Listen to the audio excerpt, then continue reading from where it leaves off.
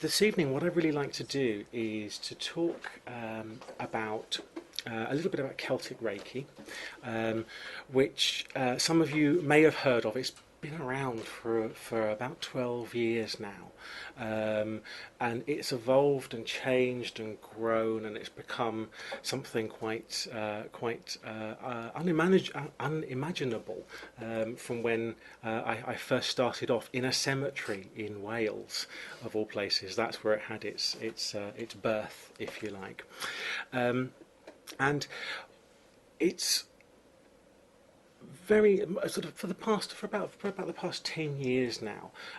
What I have done is I've got a bit of a reputation for creating forms of therapy, and working with different forms of energy therapy, different forms of psychological therapy, and working with various different systems and practices that help people to transform their lives and to have hopefully happier lives.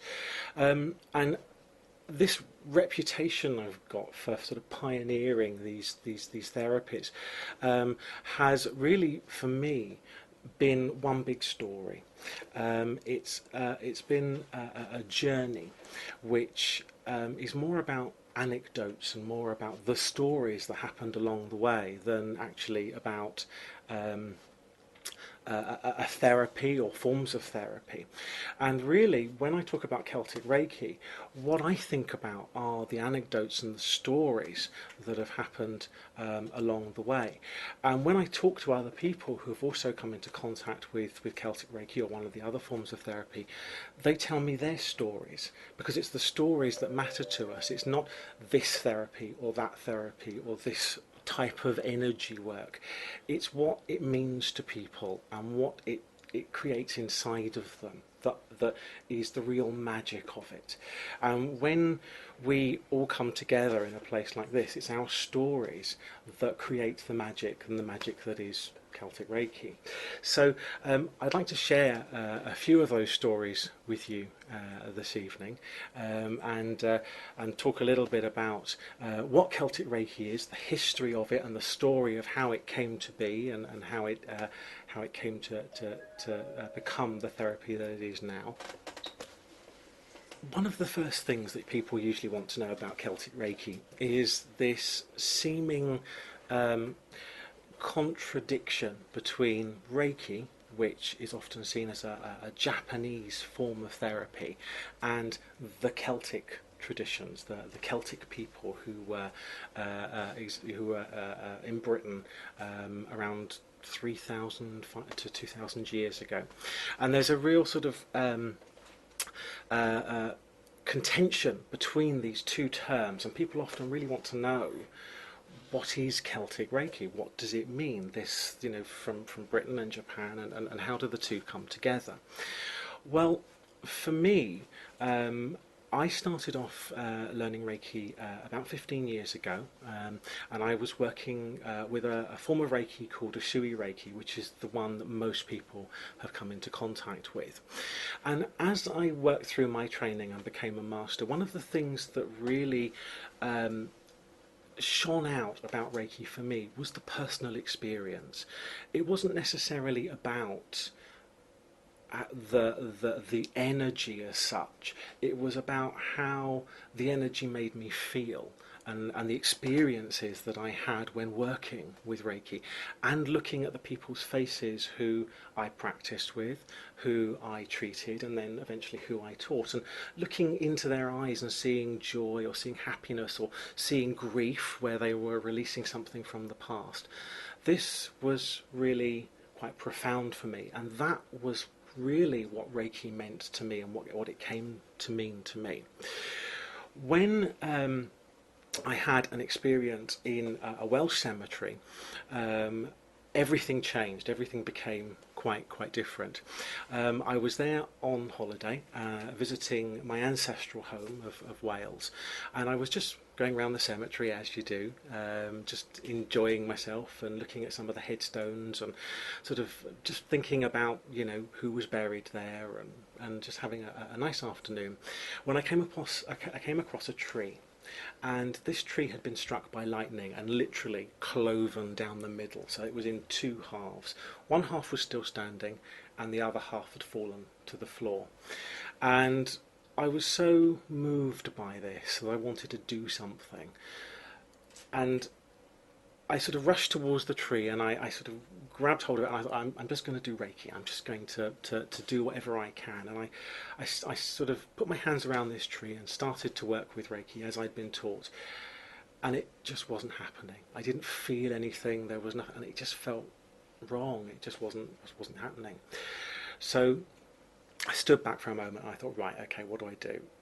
I'll start to treat the fallen part. So there I was, sort of on the floor. It started to rain, and I was looking like there, and I hope no one's watching. This person crawling around on the floor of a cemetery with this tree.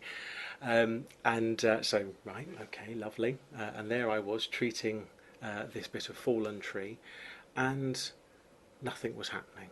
I sort of wasn't feeling anything once again. It just didn't happen. So I was crouching down, treating the tree, and then something within me just guided me to move my hand and place it between the two. So one hand on the standing part of the tree, one hand on the fallen part of the tree. And the most amazing warmth and light and love just completely filled me in that moment.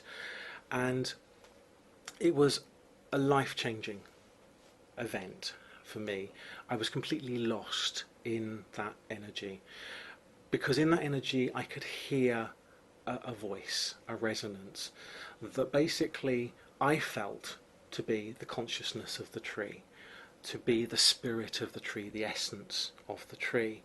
And during this experience, the words that I talk about, the things that the tree told me, weren't English, they weren't English language, they were something else. They were a perspective, a viewpoint. Every tree in the forest has its own place, its own particular perspective, and the place where it's grown, and it sees the entire world from that place. And that viewpoint, that perspective, for me, is the tree's essence. And that's what the tree was talking about and telling me about when I had this experience. And about 20 minutes experiencing this energy, and it just stopped. It just completely went.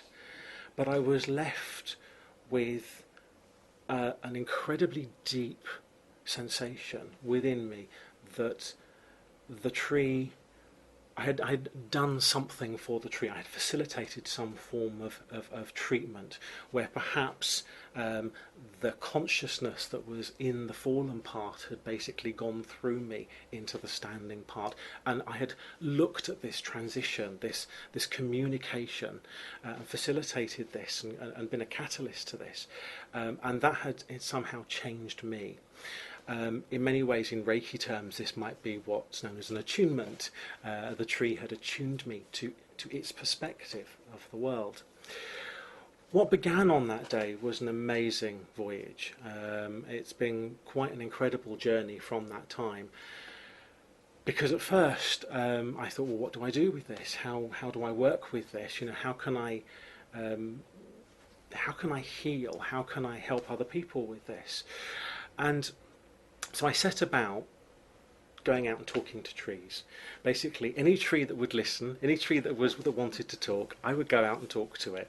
And at first, I have to say, when you're not used to working with trees, standing out in public with your hands on a tree, perhaps even talking out loud to it with people walking past, it's quite an embarrassing experience, I have to say. It's something that does take a little bit of getting used to. Of course, now I do it with gay abandon. I'm just there hugging any tree, and I will have conversations with trees as I'm walking down the road, and I'll often stop and have a conversation with a tree. So I'm sort of much more open to it now, which has given you all sorts of mental images, I can tell.